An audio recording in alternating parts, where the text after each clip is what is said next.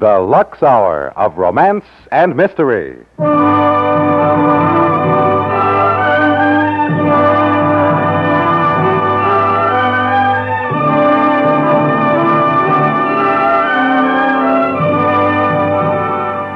Lever Brothers Company, makers of Lux Toilet Soap, the complexion care that can give you refreshing new beauty, presents for your entertainment an hour of romance and mystery.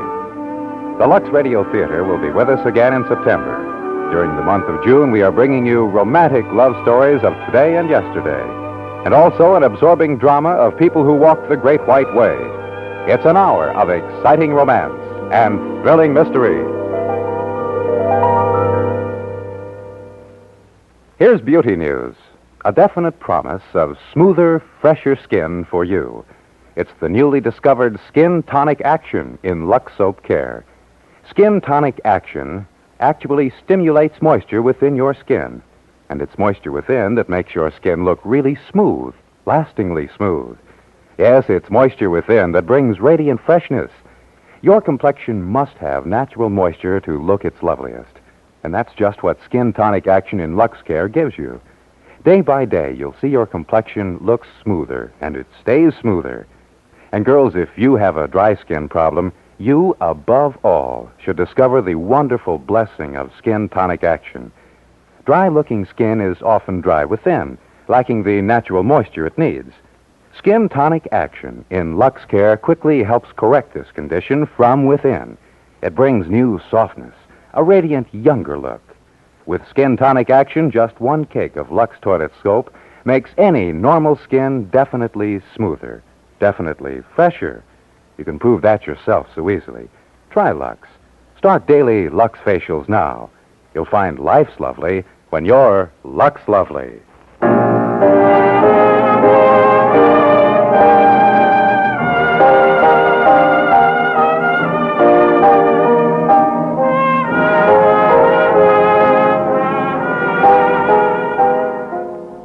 Romance, bringing you unforgettable stories of love and romance.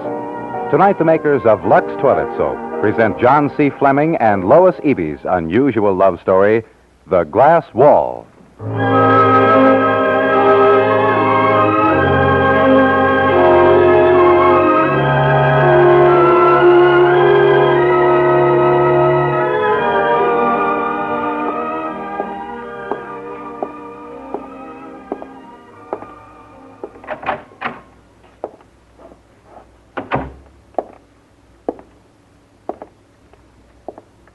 May I help you?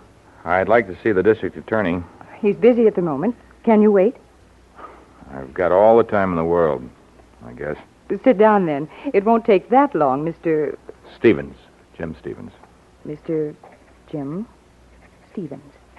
All right, Mr. Stevens. I'm sure it won't be long. May I ask the nature of your business with the district attorney?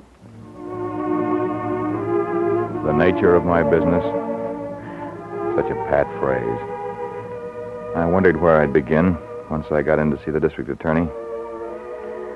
I guess I'd have to start with that night Gary Myers had hooked a ride with me. Yeah, I'm glad I ran into you, Jim. I'd never have gotten a cab in a downpour like this. You'd be better off on a motorboat. This stuff's really coming down. Seems like you're always doing favors for me, Jim. I haven't done so much, Mr. Myers. Oh, look, Jim. Any guy who catches a $50,000 error in my books can call me by my first name. That's my job. An auditor's supposed to catch mistakes like that. Well, I'll never forget it. And someday, I'll be able to show my gratitude in a really effective way. Oh, forget it, Gary. No, I'm serious. I'd like to help. Your kid sister's doctor and hospital bills must be terrific. Pretty rough. But I'll get them paid someday. But tell me, does the doctor have any idea how much longer Mary will have to stay in the hospital? Well, it depends. I'm supposed to call him at 10 tonight. He'll have the results of Mary's latest x-rays by then. If they say the job's done, I'll get her home pretty soon. If not, it'll mean another operation. I'll hope it's good news, for both your sakes. Mary's a wonderful kid, Jim. Liz and I are very fond of her, you know. Oh, she's crazy about you and Mrs. Myers, too. You know, you've been wonderful to her. Oh, here's Laurel Canyon. I'll take a cab up. Wish I could drive you, Gary, but I still got quite a way to go. If I were you, I'd tell that client of yours either to move in from the beach or keep regular office hours. You know how we treat clients, Gary. The customer's always right, rain or shine, day or night. Well, good night, Jim. And thanks.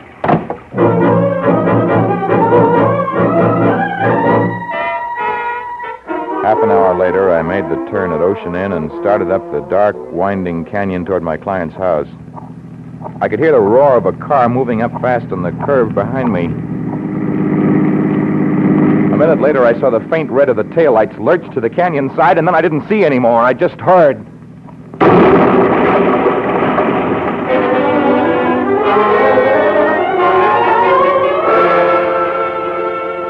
I let the flashlight play down into the canyon from the rim of the road. The rain had already washed away any marks in the road itself, but 100 feet below, a convertible lay on its side, the wheels still turning slowly. I started down. A canyon wall was muck and loose shale that dropped off sharply. The driver had been thrown through the canvas top. He was sprawled 30 feet to one side, face up, and dead. I hesitated a moment and then gingerly pulled out his wallet to see who he was. And then suddenly I heard a roar from above, an avalanche. Oh, I did it! I never know, but I managed to get clear and watch the mounting layers of rock and brush and mud cover the body. And then it was all silence. And I was sick.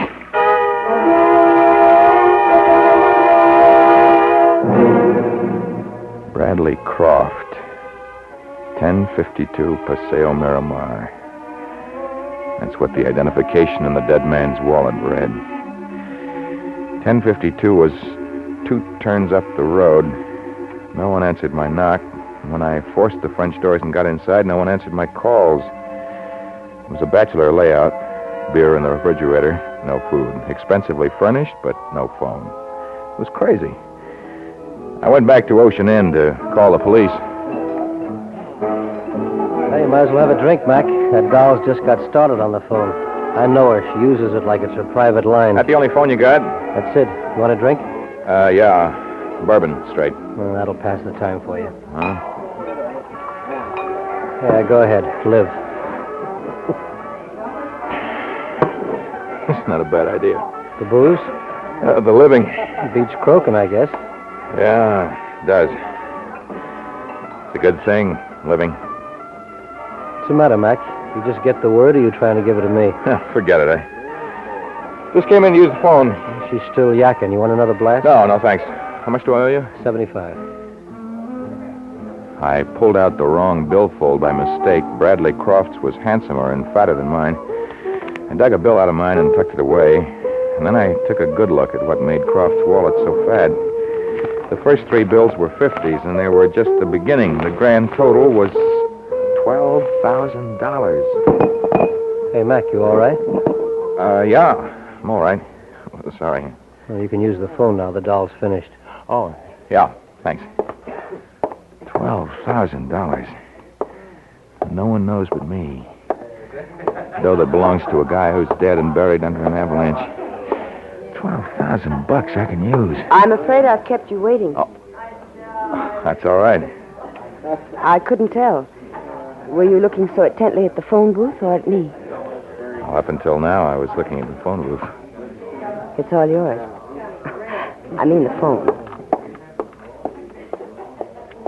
Her perfume clung to the phone booth. Made it a little tough to remember I'd been waiting to call the police. It was tough to think of anything but her. My eyes followed her to the bar, and then to the clock above it. Straight up, 10 o'clock. I'd get the word from the doc first. It isn't all bad news, Jim, but Mary will have to have that operation. Oh, that poor kid. Poor little devil. She's in good shape for it, Jim. I'd like to operate in the morning, if that's all right with you. Well, what's it got to do with me? You think it's right for Mary, Doc? We'll do it, that's all. It's an expensive operation, Jim. Okay, so it's expensive. I never kicked about the expense, have I? No, of course not. I just thought I should tell you. That's okay, Doc. Don't worry about it, Everything's okay. Thanks. You bet, Jim. See you tomorrow morning. Yeah, good night.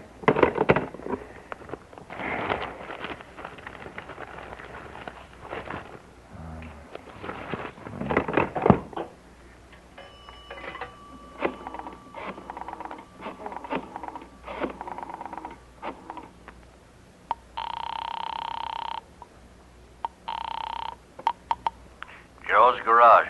Joe speaking. Hello. I had a little accident. I skidded off the road a quarter of a mile up Paseo Miramar. I turned over a couple of times. You can't see it from the road. Well, we'll find it. You want it towed in and fixed up? Yeah, it's a gray 52 convertible. I'm on my way out of town for a few days. I'll call you when I get back. Oh, all right. Well, I guess I'll have to have a name on that. What? Your name. I'll need your name for the billing. Oh. Bradley Croft. 1052 Paseo Miramar. Miramar. Okay, we'll get it. Thanks.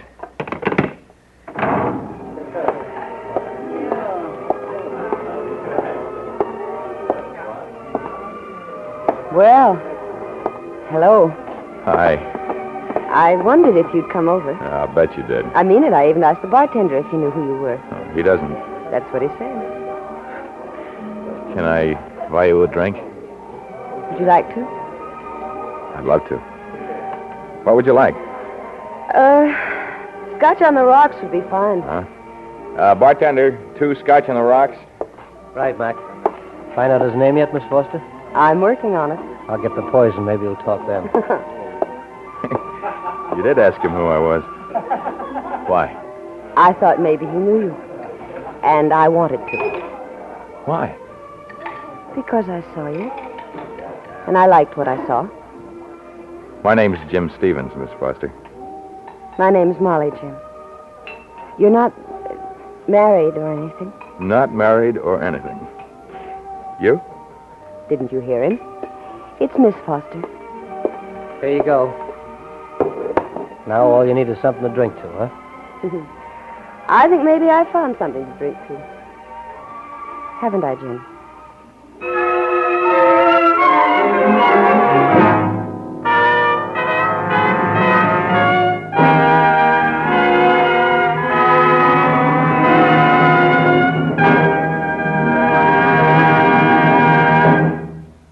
How do they do it? How do Hollywood stars look crisp and cool when the temperature hits a sizzling 90? Ah, that's a beauty trick you can borrow. Hollywood's glamorous stars are devoted to daily baths with fragrant white Lux toilet soap. Yes, you'll find the minute you relax in the creamy lather of a Lux beauty bath, your hot, wilted feeling just disappears. And as your Lux bath refreshes you, it actually beautifies your skin. You know, Lux Care has skin tonic action that gives you smoother shoulders, more satiny arms. Yes, skin tonic action brings you the lovelier skin that summer's bareback fashions demand. You'll find your daily bath is a real beauty treatment. The big bath-size Lux gives you the treat of really luxurious, really abundant lather. Lather that's scented with a lovely flower-like fragrance. And this delightful perfume really clings to your skin, makes you sure of daintiness, makes you confident of charm. Tomorrow, try Hollywood's favorite beauty pickup. Get the big bath-size Lux toilet soap. Remember, 9 out of 10 screen stars are Lux girls. And now for the second act of The Glass Wall, as we return to Romance.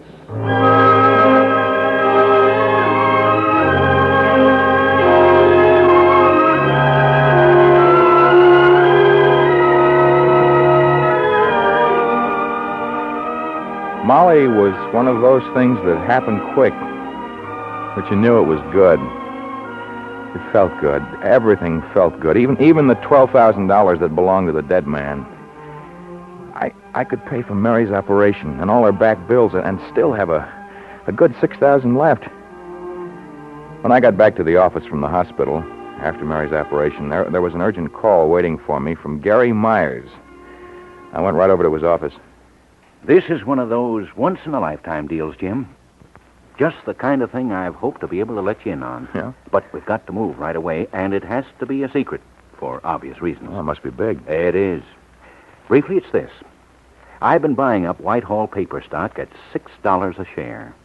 Myers Corporation stock is selling between 70 and 72. Now then, I don't know how long the deal will take to go through, but when it does, we'll trade 3 shares of Whitehall for 1 of Myers. You see the chance for making a cleaning? I'll say I can. Jim, if you can get hold of some money, even a few $1,000s, I'll sell you all the Whitehall stock you can buy. When the deal goes through, you sell your Myers stock, and you're set. Yeah, I can really make a killing with just a few thousand. Beg, borrow, or steal it, but get that money to me as soon as you can. It's a sure thing, Jim. A sure thing.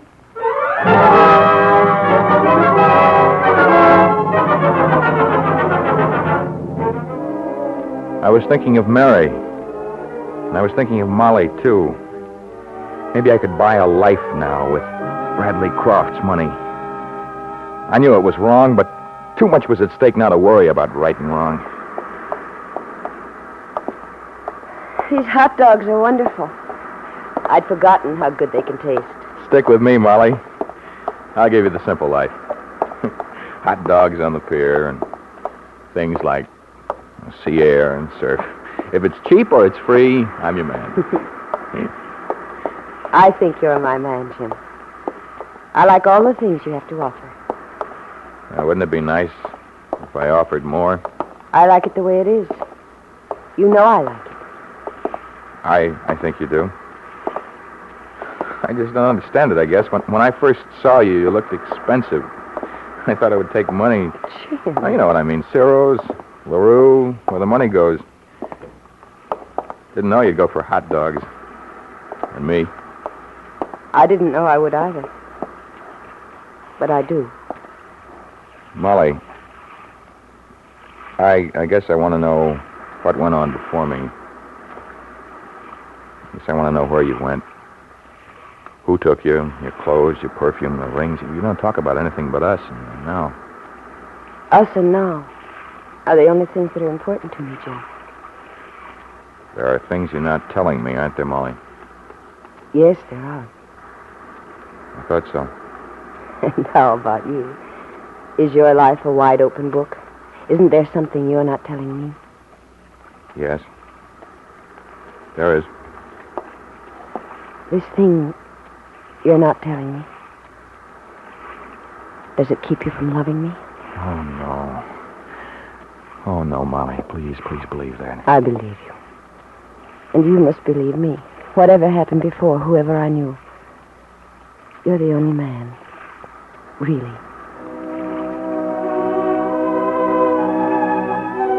I couldn't stay away from her. And she didn't seem to want me to. One evening I came home from work. I remember I was in a big hurry to pick up Molly because it was an anniversary for us. We'd known each other 2 weeks. I was just passing the landlady's door on the way up to my apartment when... Jim. Oh, Miss Hamner, good evening. I want to talk to you. Well, couldn't we do it another time? I'm sort of in a hurry right now. Oh, I know. You're always in a hurry these days. Can't stay home a minute. Well, it's important. Well, it's shocking, that's what it is. Oh, I have no intention of prying into your affairs, Jim. I wouldn't dream of asking you where you spend your time or who with. Mrs. Hamner, what's this all about? The minute it happened, I said, thank heaven Mary isn't home to see her. Her? What are you talking about? She's waiting for you upstairs, that Miss Foster, or whatever her name is. Molly? Here? Yes, here. I won't have her on the premises, Jim. There are some things I just won't tolerate. Molly. Molly, baby. Molly. What happened to you? Give me a cigarette, will you? Of course. I mean, what happened? Here you are. I'll make it quick, Jim. There isn't much time. You'll have to understand in a hurry and help me. Please help me. Well, you know I will. You wanted to know what went on before you. I can tell you now. I have to. This is just the beginning. Somebody hit you. Clint, don't try to remember. I've never mentioned it. I'll kill him. You may get the chance if he finds out where I came. Let him come. You don't know Clint, honey. Jim, he knows Bradley Croft. He thinks he knows about the $12,000. How does he know? How do you know? I've known a long time. How? How could you know? There was no one there but me. No one around at all. I had a date with Bradley that night. He was supposed to meet me at Ocean Inn. When he didn't show up, I got a cab and went up to his house. You knew Bradley Croft? Your car was there. I took down your license number and left. Why take my license number? All right. Bradley Croft was my meal ticket, my clothes budget, my glitter boy. If I had competition, I wanted to know who it was. I see. I didn't love him, Jim. I never loved him. Well, it's a little beside the point right now, isn't it? I don't think so. I love you. I didn't mean to, but I do. I don't see how you can doubt that. I don't know what I think, Molly. But at least that night, that first night at Ocean Inn, you couldn't have known who I was when you came out of the phone booth there. You couldn't have traced the license that soon. No, I didn't know. Till later. It wasn't like Bradley to disappear. For a while, I thought you might know something about him. And then, pretty soon, I didn't care about anything. But you.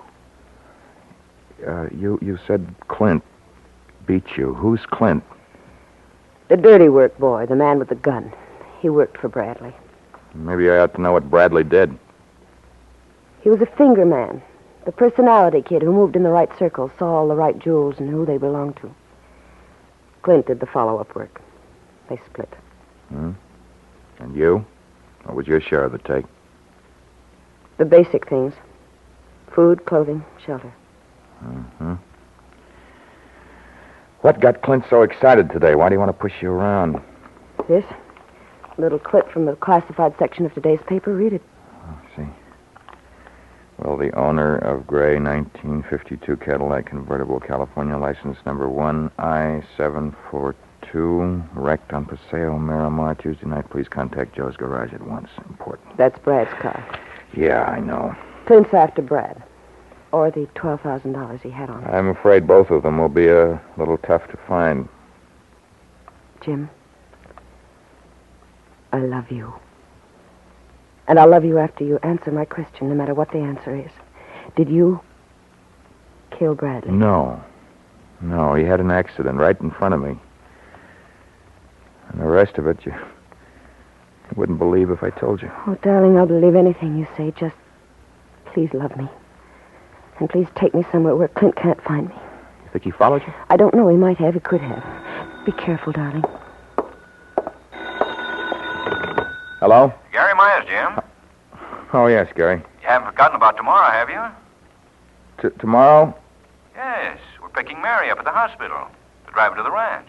Oh, yeah, sure. Yeah, no, I haven't forgotten. Well, we'd like to start about 10. You'll be there, won't you, Jim? Yeah, sure. I'll pack her things and meet you there. Good. Well, see you in the morning, huh? Fine, Gary. Thanks. Night. Night. Come on, Molly. We'll drop by your place, pick up some clothes, and get going. Molly's apartment had been torn apart. Clint was really looking for that $12,000. We stayed just long enough for Molly to throw some clothes in a bag, and then I drove her to a motel right next to the Ocean Inn. I promised her I'd be back as soon as I got Mary's things packed for a trip. The phone was ringing when I opened my apartment door. Yes? Jim, it's Molly. What's wrong? I've got to get out of here. The police have a roadblock leading up to Paseo Miramar. The bartender at the Ocean Inn told me they're looking for Brad's body to turn up. But how? How would they know? I don't know. He said something about how they started looking for him because there was no accident report filed on his car. Or something like that. I don't understand it. But I'm terrified. For you and for me. I'll be right there, Molly. We'll work something out. Jim, I love you. I love you too, Molly. Goodbye. By the time I reached the beach, I knew what I had to do. I just wanted to see Molly once more, to tell her I loved her, and ask her if she'd wait. I didn't know what I'd done exactly. I guess it was larceny. A year or 2 or 3, I wouldn't mind serving the time if I knew Molly would be waiting. The excitement of the roadblock reached as far as the motel. Hey, wait a minute, Mac. What do you want? You remember me? Yeah, the bartender. Look, They found Bradley Croft up on Paseo Miramar. Well, I've got to see Molly. Wait, Mac. Look, fella, I'm in a hurry. Don't go back there. She's not there. What do you mean?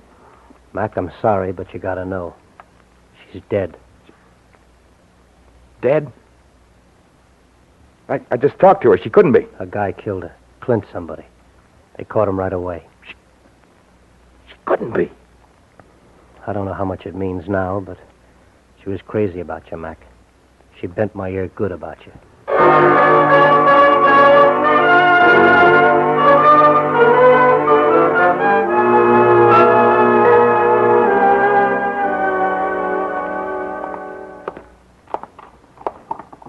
Jim, you're late.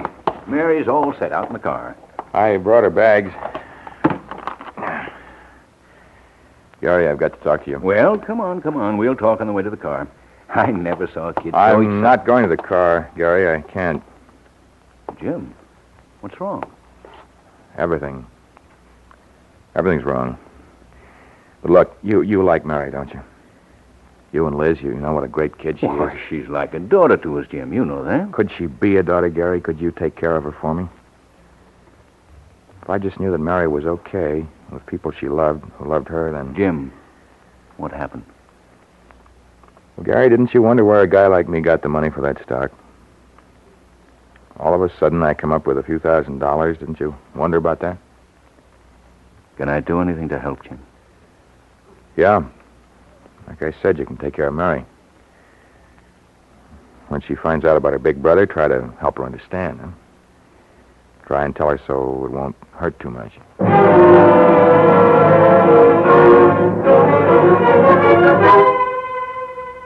Mr. Stevens? Mr. Stevens? Hmm? What? Oh, you call me? The district attorney will see you now, Mr. Stevens.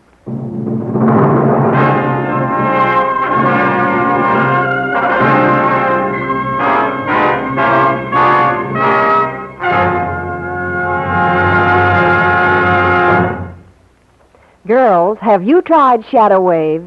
It's the most wonderful home permanent ever invented. Millions of women are finding Shadow Wave gives them a more beautiful wave and more easily than ever before. Revolutionary new Shadow Wave has just one lotion that waves and neutralizes in a single application. There's no separate neutralizing step. Simply put up your hair with Shadow Wave's exclusive new French-style curlers. They're the only curlers with end papers attached. Then apply Shadow Wave's new Miracle Lotion.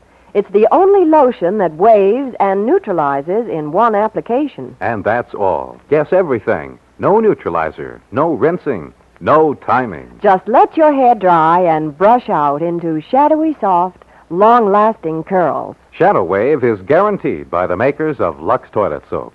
Guaranteed to give you the most beautiful and the easiest wave you've ever had, or your money back. Try Shadow Wave tomorrow.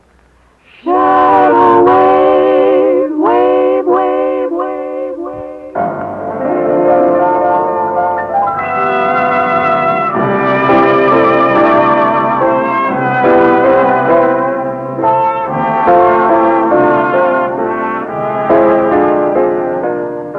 Romance is produced and directed by Norman MacDonald and brings you the greatest love stories of today and yesterday. Tonight you have heard The Glass Wall by John C. Fleming and Lois Eby, specially adapted for Romance by Kathleen Height, starring Lamont Johnson with Joan Banks. Featured in the cast were Bill Johnstone and Bob Sweeney, with Irene Tedrow, Ralph Moody, Lynn Allen, and Larry Dobkin. Editorial supervision is by John Meston. Musical supervision by Earl Towner.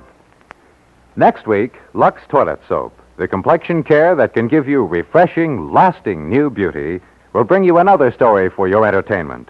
James Street's unusual romance, I Am Not a Stranger.